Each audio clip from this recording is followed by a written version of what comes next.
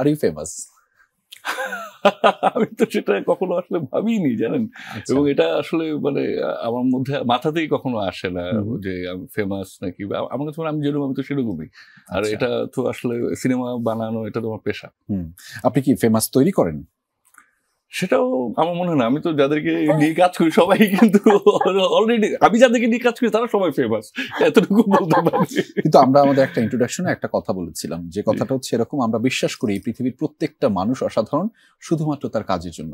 ফলে দিন শেষে কাজটা করাটা জরুরি, এবং সেই কাজটা যখন করবেন আপনার জায়গা থেকে নিরবিচ্ছিন্ন ভাবে, সেটাই আপনাকে ফেমাস বানায়। কারণ ওটাই তো দিন শেষে আমাদের কাজ, বাংলাদেশের কাজ। একদম একদম একদম। সেই হিসেবে আপনি অবশ্যই ফেমাস। সৌম্য? না, আমার তো উৎসবের পরে মনে হচ্ছে যে আমি ফেমাস। দর্শকের যে পরিমাণ ভালোবাসা পাচ্ছি এবং মানে অ্যাপ্রিসিয়েশন পাচ্ছি, তো এর আগ পর্যন্ত কোনোদিন মনে হয়নি ফেমাস, কিন্তু এখন একটু ফেমাস মনে হচ্ছে। তো তারিম আঙ্কেল হচ্ছে আসলে ফেমাস।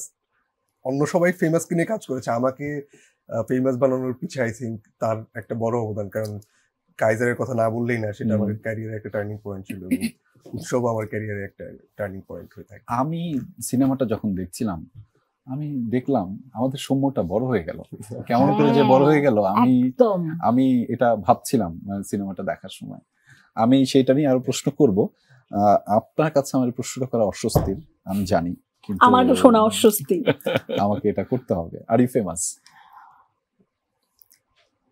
আমি নিজেকে ফেমাস মনে করি না, কিন্তু আমি যেই অবস্থানটা নিয়ে এত বছর কাজ করছি সেইখানে মানুষের চোখে আমি ফেমাস।